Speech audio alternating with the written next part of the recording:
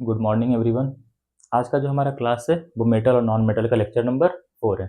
लेकिन थोड़ा सा क्लास स्टार्ट करने से पहले हम लेक्चर नंबर 3 का क्या करते हैं, रिवीजन करते हैं। तो हर बार की तरह इस बार भी क्या करेंगे, थोड़ा सा रिवीजन कर लेंगे। समझिएगा, पिछले क्लास में हमने पढ़ा क्या था। हमने फिजिकल प्रॉपर्टी देखा था, किसका, मेटल का और नॉन मेटल का। कुछ फिजिकल प्रॉपर्टी के बारे में हमने स्टडी किया था। जैसे हम बात कर लेते हैं टेंसाइल स्ट्रेंथ का। टेंसाइल स्ट्रेंथ के बारे में आपको क्या ध्यान रखना है कि जितना भी मेटल होता है उन सबके पास टेंसाइल स्ट्रेंथ होता है, जबकि नॉन मेटल के पास टेंसाइल स्ट्रेंथ रहने वाला नहीं है। मेटल के पास टेंसाइल स्ट्रेंथ होता है, इसी कारण से मेटल का यूज कहाँ करते हैं, बिल्डिंग बनाने में, ब्रिजेज बनाने में उसका यूज किया जाता है। कुछ ऐसे मेटल होते हैं जिनका टेंसाइल स्ट्रेंथ बहुत ज्यादा होता है। जैसे बात कर लेते हैं टाइटेनियम का, क्रोमियम का, स्टील वगैरह का क्या होता है, काफी ज्यादा टेंसाइल स्ट्रेंथ होता है। इसके अलावा जो टंगस्टन था, इसका भी टेंसाइल स्ट्रेंथ क्या होता है, काफी ज्यादा होता है। जबकि नॉन मेटल का टेंसाइल स्ट्रेंथ कैसा होता है, कम होता है, लो होता है। इसके बाद जो दूसरा प्रॉपर्टी हमने देखा था वो देखा था हार्डनेस का।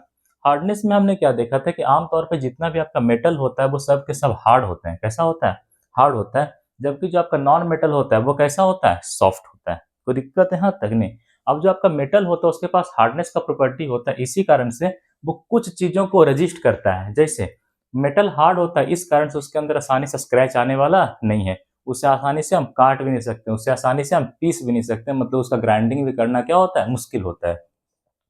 तीसरा हम लोगों ने जो प्रॉपर्टी देखा था वो हम लोग देखा था लस्ट्रस का प्रॉपर्टी, चमक दमक वाला गुण। इसमें हमने क्या देखा था कि जितना भी आपका मेटल होता है वो सभी के सभी लस्ट्रस नेचर के होते हैं, मतलब सारे मेटल के पास लगभग चमक दमक वाला गुण होता है। पुराने समय में साइंटिस्ट लोग इसका यूज किस लिए करते थे, मेटल का आइडेंटिफिकेशन करने के लिए। उन्होंने ऐसा कॉन्सेप्ट बना लिया था, ऐसा मानसिकता बना लिया था कि दुनिया का कोई भी चीज अगर उसके पास चमक दमक वाला गुण है तो वो क्या होगा, आपका एक मेटल होगा। ठीक है।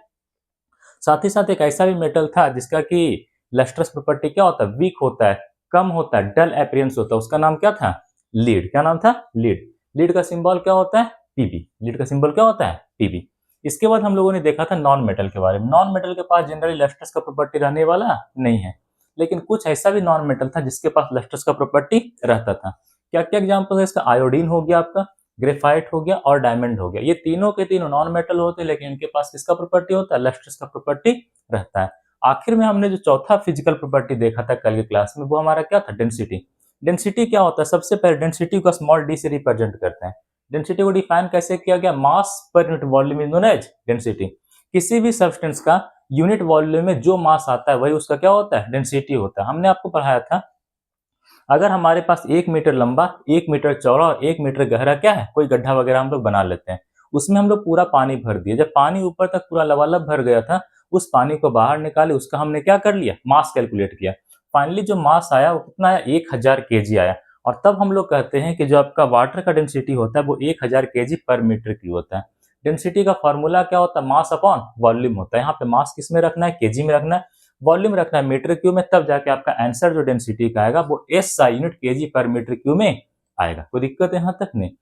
इसके बाद आप लोग को ये भी पढ़ाया गया था कि जो हमारा डेंसिटी होता है वो मास पे डिपेंड करने वाला नहीं है। आपका डेंसिटी जो है वो वॉल्यूम पर भी डिपेंड नहीं करता है। Density neither depend on mass not depend on volume. कोई दिक्कत है यहाँ तक नहीं। इसके बाद पढ़ाया गया था कि जो आपका मेटल होता है, सभी मेटल का डेंसिटी क्या होता है, हाई होता है, जबकि आमतौर पर नॉन मेटल का डेंसिटी क्या होता है, लो होता है। नॉन मेटल का डेंसिटी लो होता है, इसी कारण से नॉन मेटल गैसेस स्टेट में एग्जिस्ट करता है। कुछ ऐसा मेटल बताइए जिसका डेंसिटी सबसे ज्यादा होता है। याद रखिएगा, पूरे पीरियोडिक टेबल के अंदर ऑस्मियम आपका एक ऐसा मेटल है, ऐसा एलिमेंट है जिसका डेंसिटी क्या होता है, मैक्सिमम होता है। और एक ऐसा मेटल का नाम बताओ जिसका डेंसिटी मिनिमम होता है, लिथियम। क्या आता है, लिथियम। इसी तरह से अगर बात कर लेते हैं सोडियम और पोटेशियम का, तो इसका भी डेंसिटी कैसा होता है, लेस होता है। ये था हमारा कल के क्लास का रिवीजन। आज की क्लास में हम क्या देखेंगे, कुछ आगे का फिजिकल प्रॉपर्टी हम लोग देखेंगे। आज की क्लास में सबसे पहला फिजिकल प्रॉपर्टी देखेंगे वो हम देखेंगे सोनरिटी। क्या देखने वाले हैं, सोनरिटी। इसी को हम लोग सोनरस भी कहते हैं। इसी को हम लोग क्या कहते हैं, सोनरस। देखो सोनरिटी क्या होता है, एक तरह का प्रॉपर्टी होता है।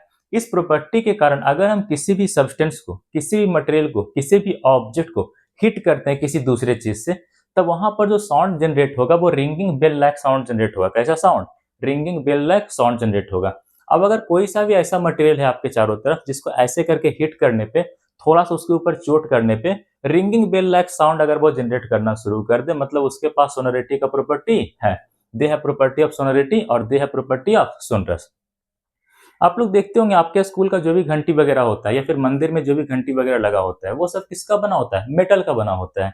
क्योंकि मेटल के पास कौन सा प्रॉपर्टी होता है? सोनरिटी का प्रॉपर्टी होता है, सोनरस का प्रॉपर्टी होता है। वो जो भी घंटी हमारे आपके स्कूल में लगा होता है उसे थोड़ा सा ऐसे करके हिट करते हैं तो क्या होता है, काफी ज्यादा रिंगिंग बेल लाइक साउंड निकलता है। ऐसा लगता है कि मानो कुछ बज रहा है और उसका आवाज भी क्या होता है, काफी दूर तक जाता है। तो दुनिया का कोई वैसा मटेरियल, कोई वैसा ऑब्जेक्ट, कोई वैसा सब्सटेंस जिसको कि अगर हम चोट करते हैं, जिसपे कि अगर हम हिट करते हैं, जिसको कि अगर हम किसी दूसरी चीज से स्ट्रक करते हैं और अगर वहां पे ringing bell like sound generate होता है, मतलब उसके पास कौन सा प्रॉपर्टी है? सोनरिटी का प्रॉपर्टी है। चलो इसको पहले डिफाइन कर लेते हैं। When we struck when we struck और hit any substance or materials or object or articles and if they produce a ringing bell like sound that means property of sonority और sonorous. दुनिया का कोई भी चीज अगर उसके ऊपर चोट किया जाए, उसके ऊपर किसी दूसरे चीज से हिट किया जाए, उसके ऊपर किसी दूसरी चीज से स्ट्रक किया जाए, उसके ऊपर किसी दूसरे चीज से प्रहार किया जाए और अगर वहां पे ringing bell like sound create हो, समझ जाओ उस ऑब्जेक्ट के पास, उस मटेरियल के पास, उस सब्सटेंस के पास, उस आर्टिकल के पास कौन सा प्रॉपर्टी है? सोनरिटी का प्रॉपर्टी है। बात कर लेते हैं सोनरिटी का प्रॉपर्टी सबसे पहले मेटल के केस में। कौन से केस में? मेटल के केस में। आमतौर पे जितना भी आपका मेटल होता है उन सब के पास सोनरिटी का प्रॉपर्टी होता है। मतलब मेटल कैसा नेचर का होता है? सोनरस नेचर का। कैसा नेचर का? सोनरस नेचर का। ठीक है। Generally all metals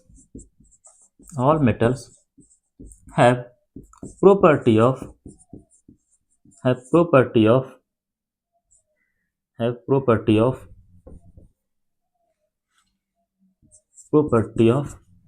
sonority that means they produce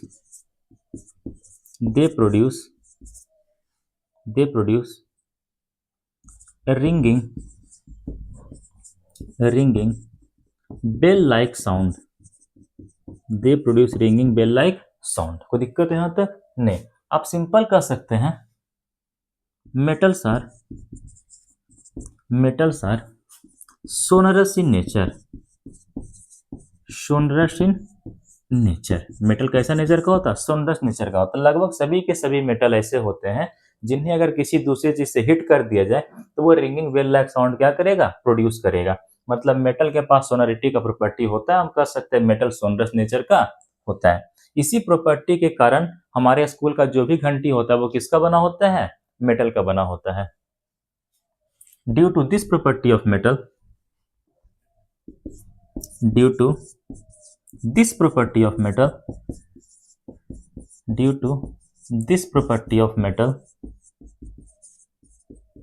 they are used to make bell in our school as well as in the temple. मंदिर वगैरह में भी घंटी इसी कारण से मेटल का बनाया जाता है क्योंकि मेटल के पास सोनरिटी का प्रॉपर्टी होता है। इसके अलावा और मेटल का सोनरिटी प्रॉपर्टी कहाँ यूज होता है? गिटार देखो, सितार देखो, उसका जो भी स्ट्रिंग होता है वो किसका होता है? मेटेलिक स्ट्रिंग होता है। ठीक है। Guitar string and sitar string is also made up of is also made up of is also made up of metals because because metals have metals have property of sonority sonority पूछिएगा sonority का property metal के case में कहाँ कहाँ use होता है bell घंटी के केस में सितार का स्ट्रिंग में गिटार का स्ट्रिंग में ठीक है एक ऐसा मेटल का नाम बताइए जिसके पास सोनोरिटी का प्रॉपर्टी नहीं होता है किसके पास सोनोरिटी का प्रॉपर्टी नहीं होता एक्सेप्शन इसका क्या होता है मरकरी क्या होता है मरकरी सिंबल क्या होता है मरकरी का बहुत बार बता चुके हैं Hg ठीक है याद रखिएगा जो आपका मरकरी होता है वो हमेशा लिक्विड स्टेट में रहता है इसी कारण से इसके पास सोनोरिटी का प्रॉपर्टी रहने वाला नहीं है इसके बाद हम लोग क्या देखेंगे सोनोरिटी का प्रॉपर्टी किसमें देखना होता है नॉन मेटल के अंदर किसके अंदर नॉन मेटल के अंदर एक लाइन बस ध्यान रखना है नॉन मेटल जो होता है जनरली सोनोरिटी का प्रॉपर्टी शो करने वाला नहीं है मतलब जो आपका नॉन मेटल होता है वो नॉन सोनरस नेचर का होता है जनरली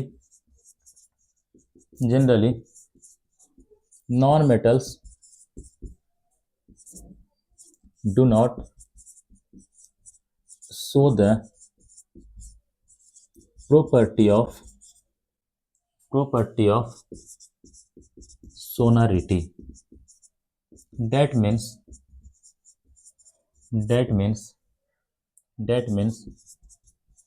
metals are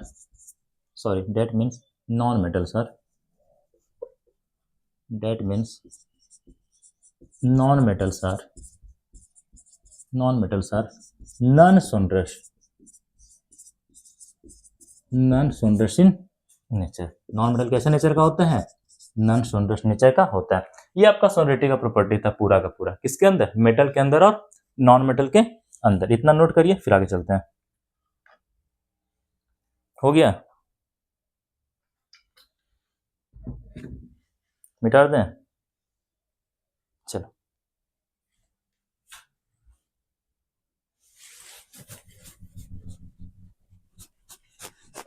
इसके बाद जो हमें अगला प्रॉपर्टी पढ़ना है वो पढ़ना है conductivity of heat and current heading लगाना चाहिएगा तो लगा लीजिए conductivity of heat and current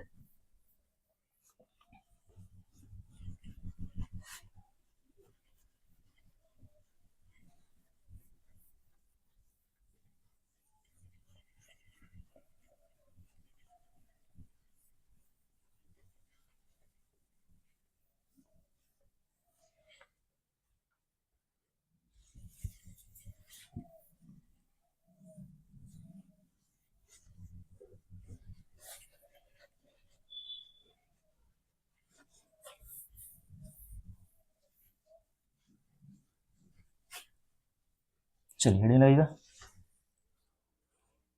heading conductivity of heat and current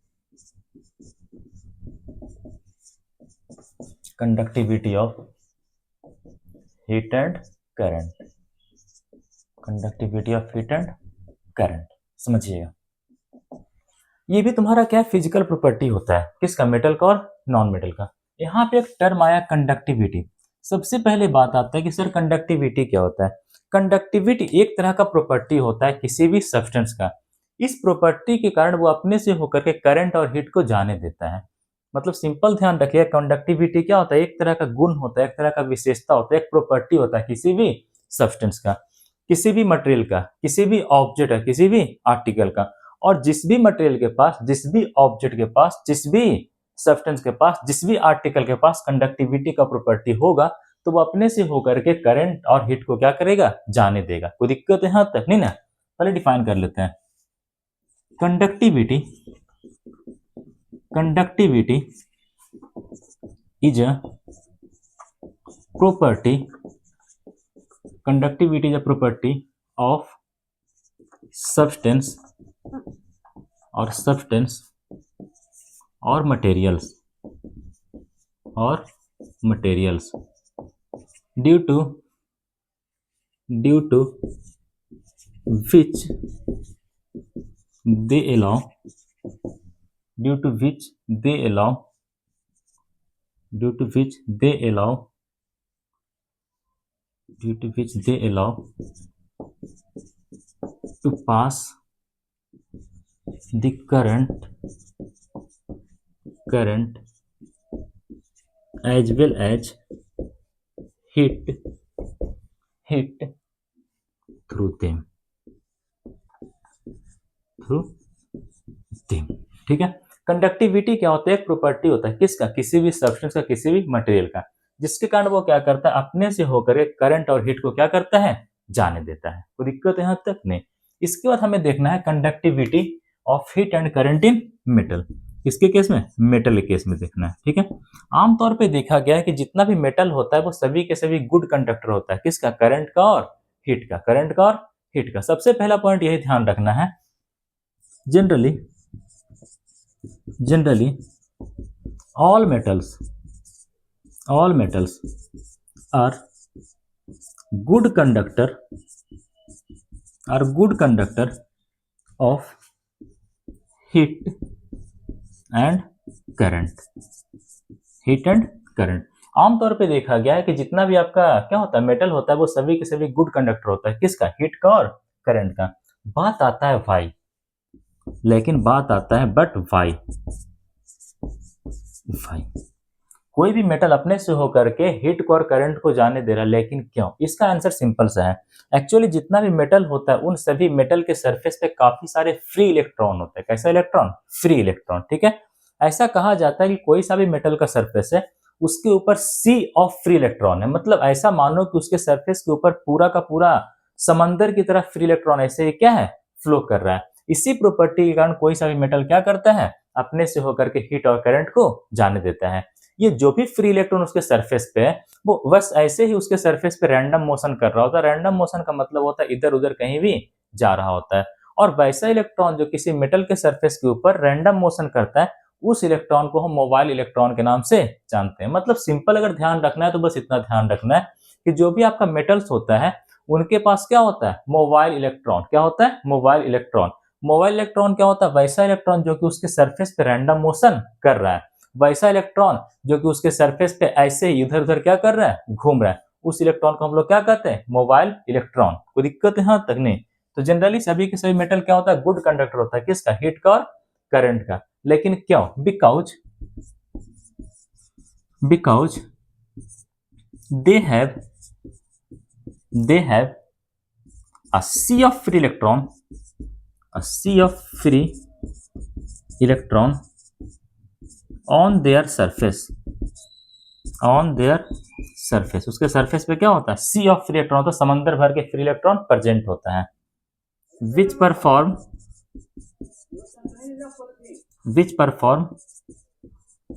random motion on their surface and those electron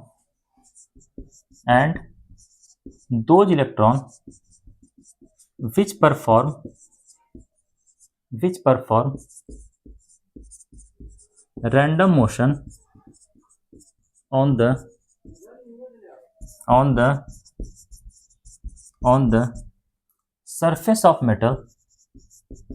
on the surface of metals called mobile electron. ऐसा भी समझ सकते हैं, फिगर से देखो बताते हैं। ये तुम्हारा कोई मेटल का सरफेस है। किसका सरफेस है? मेटल का सरफेस है। इस मेटल के सरफेस के ऊपर काफी सारा फ्री इलेक्ट्रॉन ऐसे ऐसे करे क्या होता है, पड़ा होता है। पड़ा नहीं होता है, ये ऐसे ऐसे करे कहीं भी क्या कर रहा होता है, मूव कर रहा होता है, रैंडम कहीं भी जा सकता है, कोई फिक्स डायरेक्शन नहीं होता है। तो कोई सा भी इलेक्ट्रॉन जो कि मेटल के सरफेस के ऊपर फ्रीली प्रेजेंट है और वो रैंडम मोशन कर रहा है, उस इलेक्ट्रॉन को मोबाइल इलेक्ट्रॉन के नाम से जानते हैं। और क्योंकि मेटल के सरफेस के ऊपर फ्री इलेक्ट्रॉन प्रेजेंट होते हैं जो कि रैंडम मोशन कर रहा होता है, जिसे मोबाइल इलेक्ट्रॉन कहते हैं, इसी कारण से कोई सा भी मेटल क्या करता है, अपने से होकर के हीट और करंट को जाने देता है। अदरवाइज वो भी जाने देने वाला नहीं है। बात आता है कौन कौन सा मेटल जो होता है इस तरह का काम करता है। सारे मेटल एग्जाम्पल के तौर पर ध्यान रख लो। आयरन हो गया, कॉपर वगैरह का वायर बना होता है, एल्यूमिनियम हो गया, आपका गोल्ड हो गया, आपका सिल्वर हो गया, ETC कर लो, कोई दिक्कत है यहाँ तक? नहीं। आपसे पूछिएगा एक ऐसा मेटल का नाम बताओ जो कि पुअर कंडक्टर होता है, किसका? हीट का और करंट का। आपसे क्या पूछ सकता है? एक ऐसा मेटल का नाम बताओ जो क्या होता है? पुअर कंडक्टर होता है, किसका? हीट का और करंट का। क्या नाम बताएंगे आप लोग? हमेशा ध्यान रखना पुअर कंडक्टर में क्या आता है? लीड आता है। क्या आता है? लीड आता है। आपसे पूछेगा एक ऐसा मेटल का नाम बताइए जो कि पुअर कंडक्टर होता है, किसका? हीट का और करंट का। तो इसमें क्या आता है? लीड आता है। क्या आता है? लीड। सिंबल क्या होता है? Pb। Lead is the poor conductor, lead is a poor conductor of heat and current, of heat and current. ये क्या होता है? पुअर कंडक्टर होता है, किसका? हीट का और करंट का। लेकिन ध्यान रखिएगा लीड भी तुम्हारा क्या होता है? मेटल ही होता है, ठीक है। इसके बाद बात आता है कि क्या ये जो तुम्हारा कंडक्टिविटी ऑफ करंट है मेटल का, वो किसी के ऊपर डिपेंड करता है कि नहीं करता है? करता है। जो आपका कंडक्टिविटी है किसी भी मेटल का, वो किस पे डिपेंड करता है? हीट पे डिपेंड करता है, टेम्परेचर पे डिपेंड करता है। किस पे डिपेंड करता है? हीट पे डिपेंड करता है, या फिर क्या कह सकते हैं? टेम्परेचर पे डिपेंड करता है। हमेशा ध्यान रखना, हमेशा ध्यान रखना, जो कंडक्टिविटी है, कंडक्टिविटी है, कौन सा कंडक्टिविटी? करंट वाला कंडक्टिविटी, करंट वाला conductivity of metals, of metals किस पे डिपेंड करता है? Depends, depends on the temperature, depends on the temperature. मतलब मेटल का जो प्रॉपर्टी होता है करंट को कंडक्ट करने का, वो किस पे डिपेंड करता है? टेम्परेचर। और किस तरह से डिपेंड करता है ये जानना क्या है? जरूरी है। ऊपर नोट करिए, ऊपर थोड़ा सा मिटा रहे हैं। हो गया? चलो,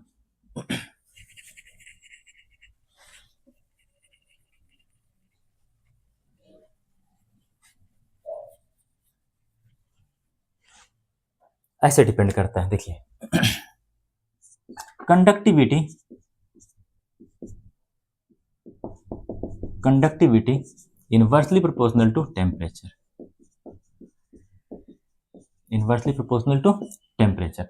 इसका मतलब क्या है? अगर कहीं पे टेम्परेचर को बढ़ाएंगे, टेम्परेचर को क्या करेंगे? बढ़ाएंगे, तो जो कंडक्टिविटी है, जो कंडक्टिविटी है, कंडक्टिविटी है किसका? ऑफ मेटल का, वो क्या होगा? घटेगा। क्या होगा? घटेगा। कंडक्टिविटी घट रहा है, इसका मतलब क्या है? टेंडेंसी टू कंडक्ट करंट क्या होगा? घटेगा। इसका मतलब क्या है? Tendency, tendency to conduct the current क्या हो जाएगा? घटेगा। ध्यान रखिएगा, कहीं पे टेम्परेचर बढ़ाएंगे तो मेटल का जो कंडक्टिविटी वाला प्रॉपर्टी है किसका? करंट का, वो क्या होगा? घटेगा। और अगर मेटल का कंडक्टिविटी वाला करंट घटेगा तो फाइनली उसका जो टेंडेंसी है करंट को कंडक्ट करने का, वो भी क्या हो जाएगा? घटेगा।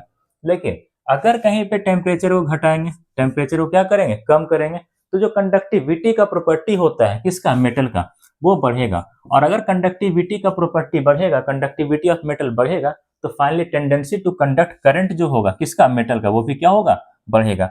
आप बस इतना ध्यान रखिएगा, अगर टेम्परेचर को घटाएंगे तो कंडक्टिविटी ऑफ मेटल किसके लिए? करंट के लिए, वो क्या होगा? बढ़ेगा। और अगर कहीं पे टेम्परेचर को बढ़ाएंगे तो जो कंडक्टिविटी ऑफ मेटल होगा किसके लिए? करंट के लिए, वो क्या होगा? घटेगा। और अगर कहीं पे कंडक्टिविटी ऑफ मेटल घटेगा तो फाइनली वहां पे करंट का कंडक्ट करने का क्षमता उसका क्या होगा? घटेगा। और अगर कहीं पे कंडक्टिविटी ऑफ मेटल बढ़ेगा तो फाइनली वहां पर जो क्षमता होगा करंट को कंडक्ट करने का, वो क्या हो जाएगा? बढ़ेगा। ये आपका क्या था? पूरा का पूरा कंडक्टिविटी था, किसके लिए? मेटल के लिए, ठीक है। कंडक्टिविटी में ज्यादा कुछ नहीं ध्यान रखना, सबसे पहले डेफिनेशन ध्यान रखना, कंडक्टिविटी क्या होता है। एक प्रॉपर्टी होता है जिसके कारण कोई भी सब्सटेंस अपने से होकर के करंट और हीट को जाने देता है। एक प्रॉपर्टी होता है जिसके कारण कोई भी सब्सटेंस अपने से होकर के हीट और करंट को क्या करता है? जाने देता है। हीट के लिए कई बार एक और टर्म यूज करता है, थर्मल टर्म। कौन सा टर्म? थर्मल। थर्मल जो टर्म यूज होता है हीट के लिए ही यूज होता है, ठीक है। इसके बाद हमने क्या देखा? Conductivity of heat and current देखा, किसके अंदर? मेटल के अंदर। सबसे पहला पॉइंट, जितना भी मेटल होता है वो सभी के सभी गुड कंडक्टर होते हैं, हीट के और करंट के, ठीक है। लेकिन बात आता है क्यों? इसके पीछे सिर्फ और सिर्फ एक ही रीजन है, कोई सा भी मेटल है उसके सरफेस के ऊपर सी ऑफ फ्री इलेक्ट्रॉन प्रेजेंट होता है। ऐसा कह सकते हैं समंदर भर के फ्री इलेक्ट्रॉन क्या होता है? प्रेजेंट होता है। आप सिंपल ध्यान रख सकते हैं कि जितना भी मेटल होता है उन सभी के पास फ्री इलेक्ट्रॉन प्रेजेंट होते हैं। कहाँ? उनके सरफेस पे जो क्या कर रहे होते हैं, रैंडम मोशन, इधर उधर कहीं भी घूम रहे होते हैं। वैसा इलेक्ट्रॉन जो मेटल के सरफेस के ऊपर रैंडम मोशन कर रहा होता है उसे हम लोग मोबाइल इलेक्ट्रॉन के नाम से जानते हैं। और क्योंकि मेटल्स के पास मोबाइल इलेक्ट्रॉन होता है, इसी कारण से वो क्या कर पाता है, गुड कंडक्टर की तरह बिहेव कर पाता है। किसके लिए, हीट के लिए और करंट के लिए। सभी के सभी मेटल इस तरह का प्रॉपर्टी शो करता है। Iron, copper, aluminium, gold, silver, ये सभी के सभी क्या होते हैं, गुड कंडक्टर होते हैं। ठीक है। एक ऐसा मेटल का नाम बताइए जो कि पुअर कंडक्टर होता है, उसमें किसका नाम आता है, लीड का। किसका नाम आता है, लीड का। इसके बाद हमने पढ़ाया कि कंडक्टिविटी ऑफ मेटल, कौन सा कंडक्टिविटी, करंट का कंडक्टिविटी मेटल का किसी पे डिपेंड करता है कि नहीं करता है, टेम्परेचर पे डिपेंड करता है। किसके ऊपर, टेम्परेचर के ऊपर डिपेंड करता है। कैसे डिपेंड करता है, इनवर्सली प्रोपोर्शनल। कैसे डिपेंड करेगा, इनवर्सली प्रोपोर्शनल। इनवर्सली प्रोपोर्शनल का मतलब वो क्या होता है, एक बढ़ेगा तो दूसरा क्या होगा, घटेगा। इसे हम लोग क्या पढ़ते हैं, conductivity is inversely proportional to temperature. इस पूरी चीज को हम क्या पढ़ते हैं, conductivity is inversely proportional to temperature. मतलब अगर टेम्परेचर को बढ़ाएंगे तो कंडक्टिविटी ऑफ मेटल क्या होगा, घटेगा। और अगर कंडक्टिविटी ऑफ मेटल घटेगा तो उसका जो टेंडेंसी है, उसका जो क्षमता है करंट को कंडक्ट करने का, वो भी क्या हो जाएगा, घटेगा। और अगर कहीं पे टेम्परेचर को घटा रहे होंगे तो फाइनली जो कंडक्टिविटी है वो क्या होगा, बढ़ेगा। और अगर कहीं पे कंडक्टिविटी बढ़ेगा, इसका मतलब जो टेंडेंसी है उसका क्या करने का, करंट को कंडक्ट करने का, वो भी क्या हो जाएगा, बढ़ेगा। ठीक है। इसके बाद एक और नोट पॉइंट आप लोग को इसमें ध्यान रखना चाहिए। आपसे पूछेगा best conductor of electric current. आपसे क्या पूछेगा, best conductor of electric current, या फिर क्या पूछ सकता है, बेस्ट कंडक्टर ऑफ हीट। आपसे क्या पूछेगा, best conductor of electric current, या फिर पूछेगा बेस्ट कंडक्टर ऑफ हीट। नाम आता है सिल्वर का। सिल्वर तुम्हारा क्या होता है, बेस्ट कंडक्टर होता है। किसका, हीट का भी और करंट का भी। सिल्वर तुम्हारा क्या है, मेटल है। नोट पॉइंट करके ध्यान रखना, सिल्वर इज अ मेटल, एक क्या है, मेटल है। And they are best conductor, they are best conductor of heat and current. और ये क्या होता है, बेस्ट कंडक्टर होता है। किसका, हीट का और करंट का। लेकिन फिर भी हम सिल्वर का वायर अपने डेली लाइफ में यूज नहीं करते हैं। कारण वही है क्योंकि सिल्वर भी काफी कॉस्टली, काफी एक्सपेंसिव मेटल है। But we do not use silver wire in our daily life because silver is an लिखना an expensive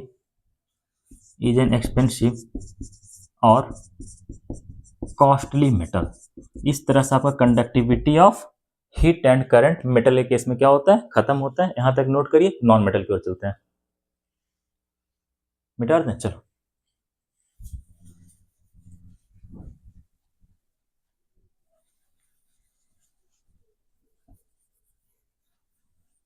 नॉन मेटल का थोड़ा सा, ज्यादा नहीं।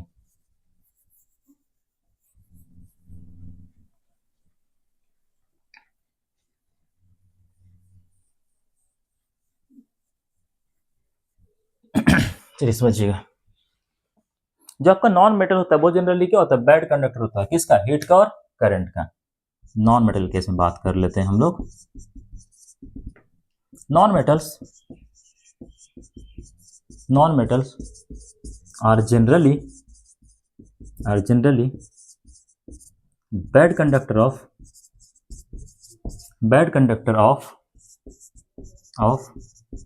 Heat and current. आमतौर पे जितना भी आपका नॉन मेटल होता है वो सभी के सभी क्या होते हैं, बैड कंडक्टर होता है। किसका, हीट का और करंट का। क्यों बैड कंडक्टर होता है, क्योंकि इसके पास किसी तरह का कोई फ्री इलेक्ट्रॉन प्रेजेंट रहने वाला नहीं है। बिकॉज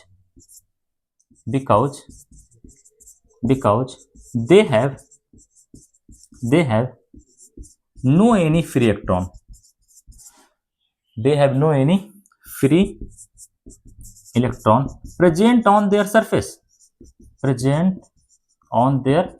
उसके सरफेस के ऊपर किसी तरह कोई फ्री इलेक्ट्रॉन प्रेजेंट रहने वाला नहीं है। इसी कारण से कोई सा भी नॉन मेटल आपका गुड कंडक्टर ऑफ हीट और करंट की तरह बिहेव करने वाला नहीं है। पूछेगा नॉन मेटल बैड कंडक्टर होता है हीट का और करंट का, वाई। क्योंकि उसके सरफेस पे किसी तरह का कोई फ्री इलेक्ट्रॉन प्रेजेंट नहीं होता है, उसके सरफेस पे किसी तरह का कोई मोबाइल इलेक्ट्रॉन प्रेजेंट नहीं होता है। कोई दिक्कत यहाँ तक नहीं। लेकिन यहाँ पे बात आता है एक्सेप्शन का। किसका बात आता है? एक्सेप्शन का। किसको छोड़ करके? किसको छोड़ करके? याद रखिए ग्रेफाइट। ग्रेफाइट क्या होता है? एलोट्रॉप होता है कार्बन का, एक फॉर्म है किसका? कार्बन का, ठीक है। और जो आपका ग्रेफाइट होता है इसके पास फ्री इलेक्ट्रॉन होते हैं और इसीलिए तुम्हारा किसकी तरह बिहेव करता है? गुड कंडक्टर ऑफ करंट की तरह क्या करता है? बिहेव करता है। इसी के साथ बात कर लेते हैं कार्बन फाइबर का। किसका बात कर लेते हैं? कार्बन फाइबर का। इसके पास क्या होता है? फ्री इलेक्ट्रॉन होता है। They have free electron, they have free electron and hence they behaves as a good conductor of current, good conductor of current। ध्यान रखिएगा जो आपका डायमंड है वो भी क्या है? एलोट्रॉप ऑफ कार्बन है। डायमंड भी किसका फॉर्म होता है? किसका रूप होता है? कार्बन का ही रूप होता है। लेकिन डायमंड कभी भी गुड कंडक्टर ऑफ करंट नहीं होता है। डायमंड क्या होता है? बैड कंडक्टर होता है। कोई दिक्कत है यहाँ तक? नहीं, क्योंकि डायमंड के पास किसी तरह कोई फ्री इलेक्ट्रॉन प्रेजेंट रहने वाला नहीं है। लिख लीजिएगा diamond and graphite both are, दोनों के दोनों एलोट्रॉप्स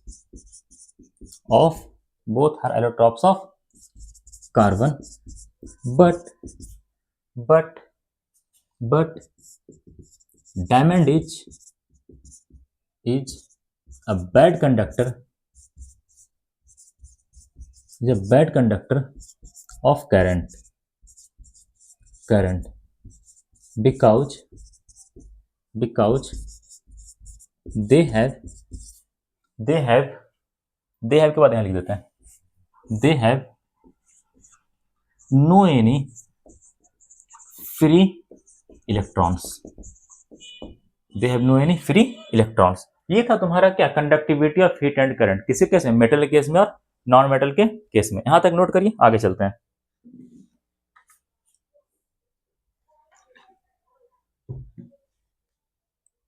हो गया? चलिए मिटा देते हैं।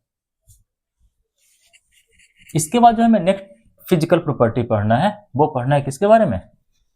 Melting point and boiling point.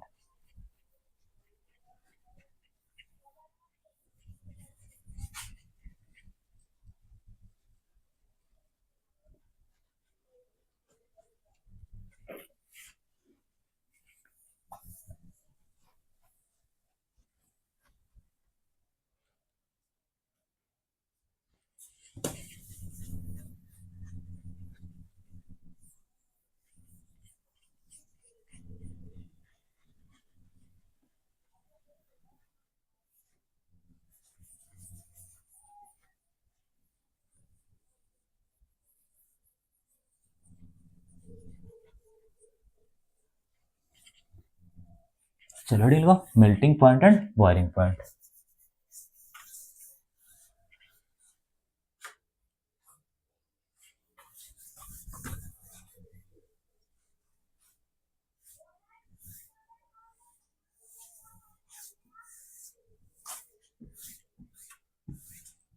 चलिए रेडी लगाओ।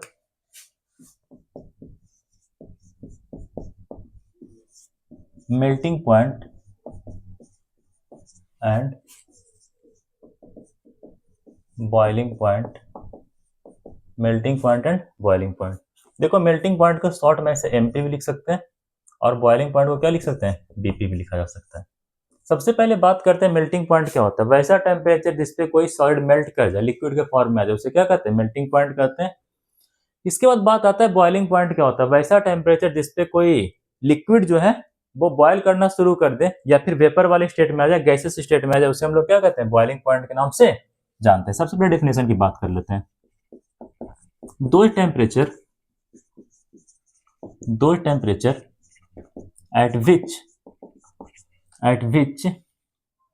at which any solid substance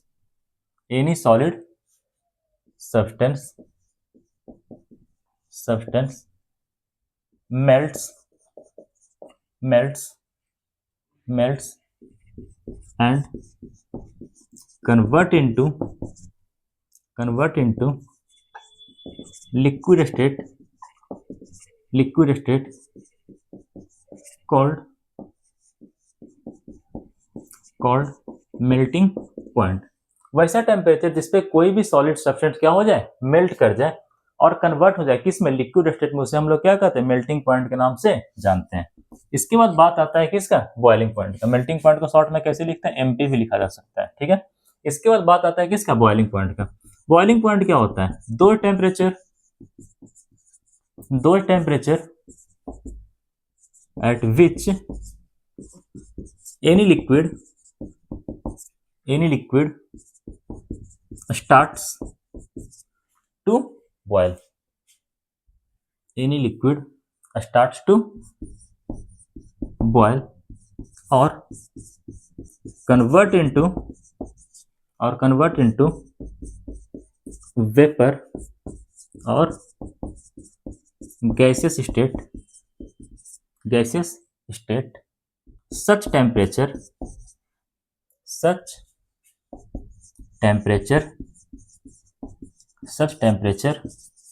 are known as boiling point। Short में कैसे रिप्रेजेंट करते हैं, बीपी से रिप्रेजेंट करते हैं। अब ये मेल्टिंग और बॉइलिंग पॉइंट किसके केस में सबसे पहले देखना है, मेटल के केस में। किसके केस में, मेटल्स के केस में। आमतौर पे आपका जितना भी मेटल्स होता है, आमतौर पे आपका क्या होता है, जितना भी मेटल्स होते हैं वो सारे के सारे क्या होते हैं, उन सभी के पास क्या होता है, मेल्टिंग पॉइंट बॉइलिंग पॉइंट क्या होता है, हाई होता है। Generally all metals have high melting point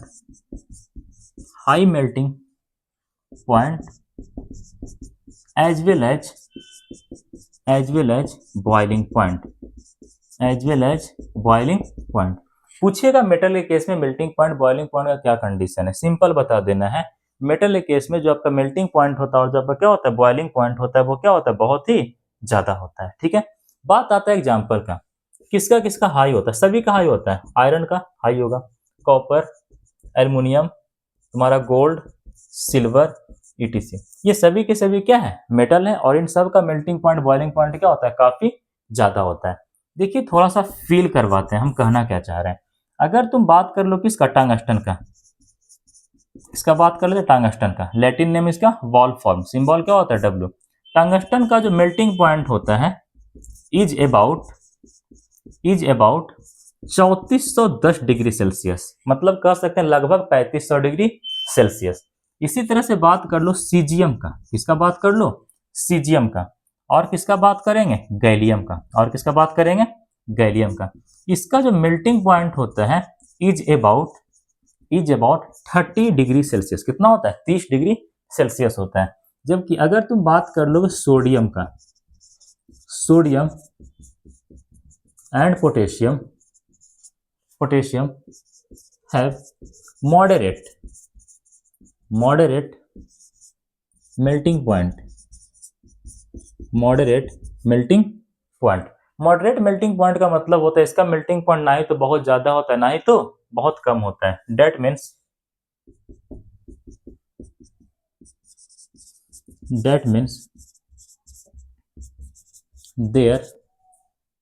their melting point is neither very high nor very low, ना ही तो बहुत ज्यादा होता है ना ही तो क्या होता है, बहुत कम होता है। ये सब डाटा ध्यान रखना। टंगस्टन का मेल्टिंग पॉइंट क्या होता है, गैलियम सीजियम का मेल्टिंग पॉइंट क्या होता है, सोडियम और पोटेशियम का क्या कंडीशन है। सोडियम और पोटेशियम का मेल्टिंग पॉइंट ना ही तो बहुत ज्यादा होता है ना ही तो बहुत कम होता है, मॉडरेट मेल्टिंग पॉइंट होता है, मतलब ना ही तो एकदम ज्यादा ना ही तो एकदम कम। ये था आपका मेल्टिंग पॉइंट और बॉइलिंग पॉइंट किसके केस में, मेटल के केस में। यहाँ तक नोट करो, आगे चलते हैं नॉन मेटल के बारे में बताते हैं। हो गया, चलिए आगे चलते हैं।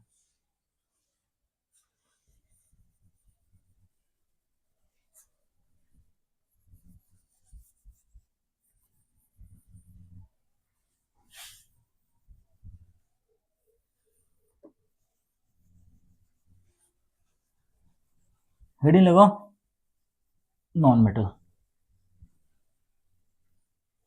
चलिए समझिएगा, नॉन मेटल केस में किसको देखना है, मेल्टिंग पॉइंट और बॉइलिंग पॉइंट का, समझिएगा। दूसरा क्या आता है, non metal.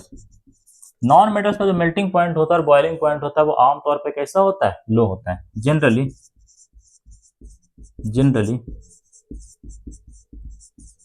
Melting point as well as boiling point, generally melting point as well as boiling point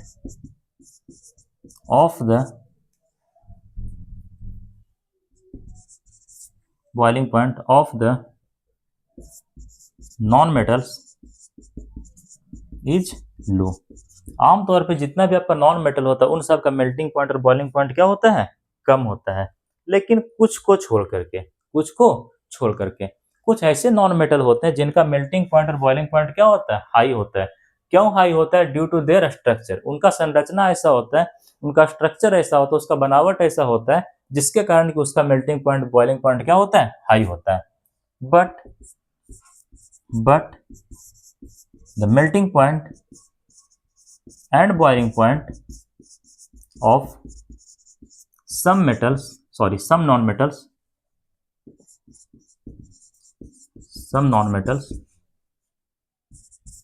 are high due to their structure। क्यों होता है, उसके स्ट्रक्चर के कारण। आमतौर पे आपका जितना भी नॉन मेटल होता है उन सब का जो मेल्टिंग पॉइंट होगा और उनका जो बॉइलिंग पॉइंट होता है वो क्या होता है, कम होता है।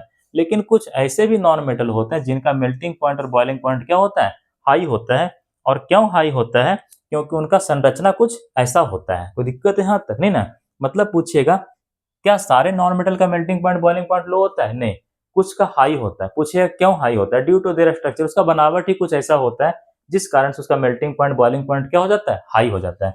बात आता है इसका एग्जांपल बता दीजिए जिसका कि melting point boiling point high होता है और वो एक नॉन मेटल है। सबसे पहले नाम आता है सिलिकॉन का। किसका नाम आता है, सिलिकॉन। सिलिकॉन आपका एक नॉन मेटल है और इसका मेल्टिंग पॉइंट बॉइलिंग पॉइंट क्या होता है, हाई होता है। इसके बाद बात कर लीजिए ग्रेफाइट का। किसका बात कर लेते हैं, ग्रेफाइट का। ग्रेफाइट कार्बन का एक एलोट्रॉप होता है, कार्बन का एक फॉर्म होता है और इसका मेल्टिंग पॉइंट बॉइलिंग पॉइंट क्या होता है, हाई होता है। तीसरा और लास्ट ध्यान रखना, डायमंड। डायमंड भी क्या है, एक एलोट्रॉप है, किसका, कार्बन का, और इसका मेल्टिंग पॉइंट बॉइलिंग पॉइंट क्या होता है, हाई होता है। कोई दिक्कत है यहाँ तक, नहीं। तो नॉन मेटल में क्या सभी नॉन मेटल के मेल्टिंग पॉइंट बॉइलिंग पॉइंट लो होता है, नहीं। आमतौर पे मैक्सिमम नॉन मेटल का मेल्टिंग पॉइंट बॉइलिंग पॉइंट लो होता है, लेकिन कुछ ऐसे नॉन मेटल होते हैं जिनका melting point boiling point high होता है। क्यों, ड्यू टू देयर स्ट्रक्चर, उनका स्ट्रक्चर ही कुछ ऐसा होता है जिसके कारण उसका melting point boiling point high हो जाता है। एग्जाम्पल में याद रखना, सिलिकॉन, ग्रेफाइट और डायमंड। ये था आपका melting point and boiling point, किसका, मेटल का और नॉन मेटल का। नोट करिए, आगे चलते हैं। हो गया, चलो। इसके बाद हम लोग देखेंगे ब्रिटलनेस।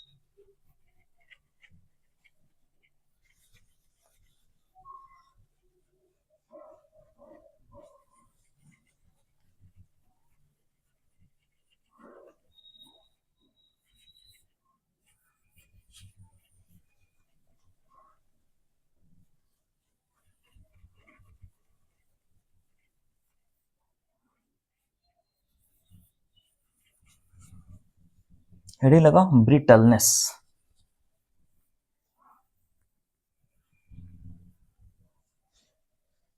चलिए समझिए,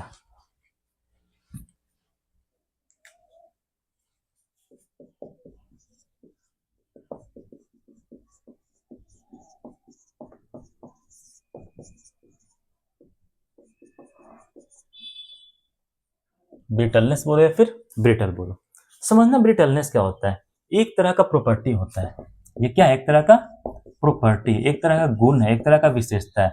इस प्रॉपर्टी के कारण अगर हम किसी भी सब्सटेंस को, किसी भी मटेरियल को, किसी भी ऑब्जेक्ट को, किसी भी आर्टिकल को हिट करेंगे, क्या करेंगे, हिट करेंगे, तो वो सेवरल पीसेस में ब्रेक डाउन होगा, कुछ पीसेस में क्या हो जाएगा, टूट जाएगा। और दुनिया का कोई वैसा चीज जिससे कि हिट करने पे अगर वो छोटे छोटे पीसेस में टूट जाता है, मतलब उसके पास कौन सा प्रॉपर्टी है, ब्रिटलनेस का प्रॉपर्टी है, वो अपने आप में ब्रिटल नेचर रखता है। कौन सा नेचर? Brittle nature. जैसे बात कर लेते हैं शीशा का, शीशा या फिर आईना वगैरह जो भी होता है, ऐनक वगैरह जो भी आप बोलते हैं, उसको क्या हो ऊपर से ऐसे गिरा दो तो स्टार्टिंग में तो पूरा का पूरा शीशा बढ़िया से आपस में ज्वाइन होता है, लेकिन जैसे ही वो जमीन पे गिरता है तो क्या होता है, कुछ पीसेस में टूट जाता है। मतलब शीशा आपका कैसा होता है? ब्रिटल नेचर का होता है। कैसे नेचर का होता है? ब्रिटल नेचर का। वही आप लोग को पढ़ाया जा रहा है कि दुनिया का कोई सा भी सब्सटेंस हो, अगर उसे किसी चीज से हिट करें, ऊपर से ऐसे ही छोड़ दें और फाइनली नीचे गिरने के बाद वो कुछ पीसेस में टूट जाए, इसका मतलब उसके पास कौन सा प्रॉपर्टी है? ब्रिटलनेस का प्रॉपर्टी। कौन सा प्रॉपर्टी है? ब्रिटलनेस का प्रॉपर्टी है। ठीक है, ये एक तरह का प्रॉपर्टी है। when when when we hit or hammer the any substance, the substance any substance, and if they breaks into several pieces, that means that means that means they have property of brittleness.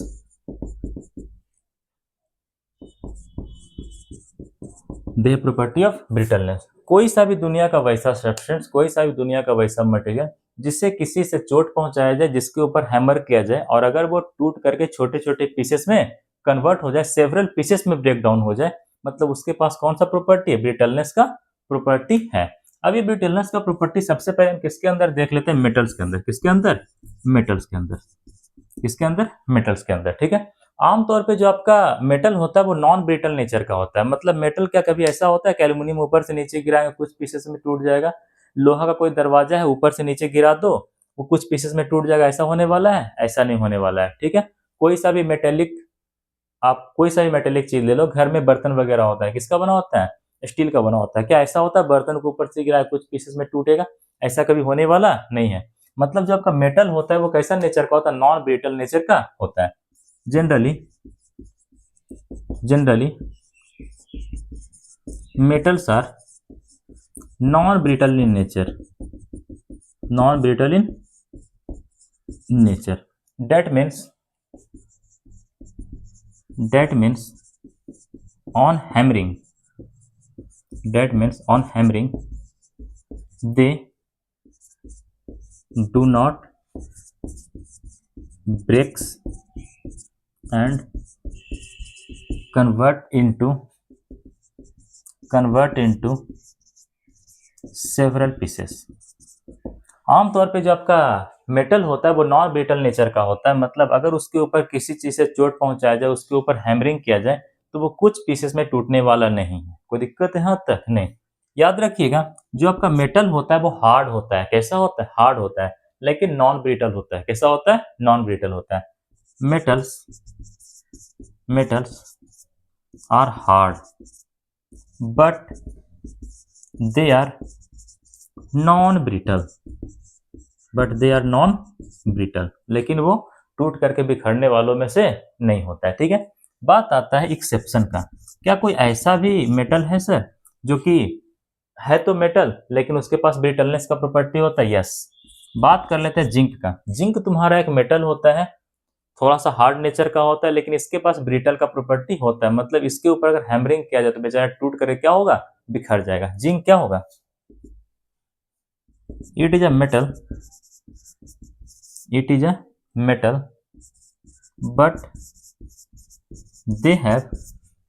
but they have property of brittleness. That means on hammering they breaks down लिखना, they breaks down into several small pieces.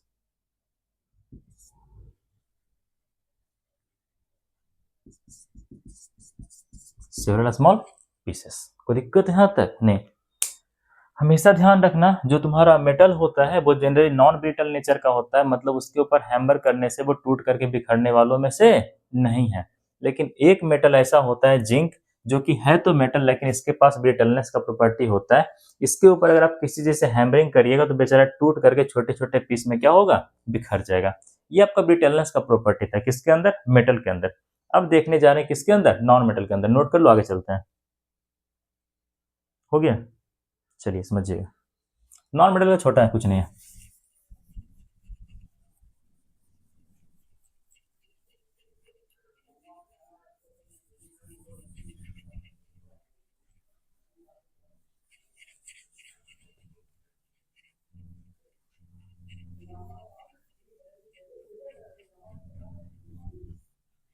चलिए समझिएगा। इसके बाद बात कर लेते हैं किसके अंदर, नॉन मेटल के अंदर। इसके अंदर बात कर लेते हैं नॉन मेटल के अंदर। नॉन मेटल जनरली ब्रिटलनेस का प्रॉपर्टी रखता है, मतलब नॉन मेटल कैसा नेचर का होता है, ब्रिटल नेचर का होता है। Generally non metals have property of brittleness. That means they are brittle in nature. They are brittle in nature. That means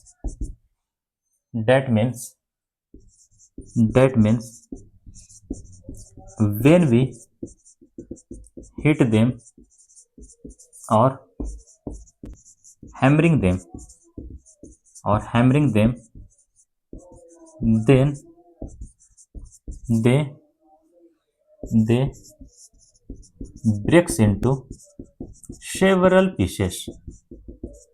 non metal कैसा नेचर का होता है, इसके पास ब्रिटलनेस का प्रॉपर्टी होता है, मतलब नॉन मेटल ब्रिटल नेचर का होता है, जिसके कारण अगर इसके ऊपर किसी से हिट किया जाए, हैमरिंग किया जाए, तो बेचारा टूट जाएगा छोटे छोटे पीसेस में। सेवरल पीसेस के मतलब कुछ निश्चित पीसेस में क्या होगा, टूट जाएगा। ठीक है, इसका भी एक्सेप्शन आता है, एक्सेप्ट किसको छोड़ करके, गैसियस नॉन मेटल को छोड़ करके। गैसियस नॉन मेटल को छोड़ करके, जो गैस के फॉर्म में ऑलरेडी ऑक्सीजन गैस के फॉर्म में, क्या इसको तोड़ करके बिखेर पाना संभव वाली बात है? नहीं। मतलब जो भी आपका गैसियस नॉन मेटल है वो सारे के सारे कैसे होते हैं, नॉन ब्रिटल नेचर है। कैसा नेचर का, नॉन ब्रिटल नेचर का। इसके अलावा और क्या होता है नॉन ब्रिटल नेचर का, आपका डायमंड होता है। क्या होता है, डायमंड होता है।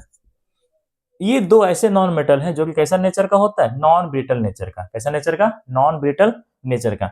डायमंड के बारे में तो पता है, ये hardest substance in the nature है, hardest substance in the nature, hardest substance in the nature है। आपसे पूछिएगा एक ऐसा नॉन मेटल का नाम बताओ या कुछ ऐसा नॉन मेटल का नाम बताओ जो कि टूट के बिखर जाएगा। इसका अगर एग्जांपल पूछेगा, example of non metal which show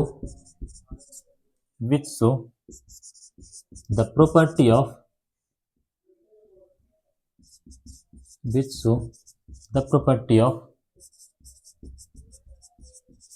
brittleness।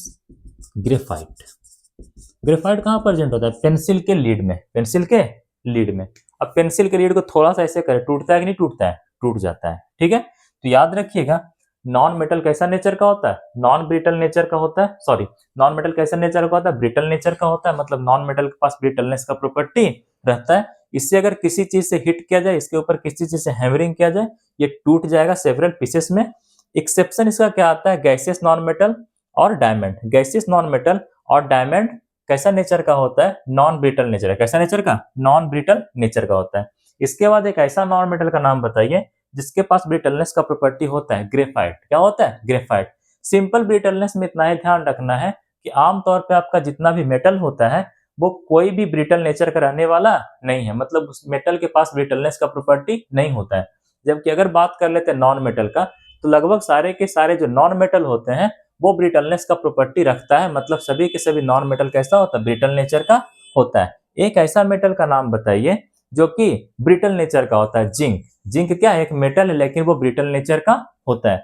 उसी तरह से कुछ ऐसे नॉन मेटल का नाम बताइए जो कि नॉन ब्रिटल नेचर का होता है। गैसियस नॉन मेटल कैसा होगा, नॉन ब्रिटल नेचर का। डायमंड कैसा होगा, नॉन ब्रिटल नेचर का।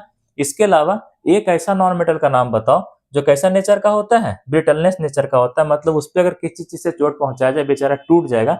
ग्रेफाइट क्या होता है, ग्रेफाइट। ये था हमारा आज का लेक्चर, बाकी का कल देखते हैं, तब तक के लिए गुड बाय।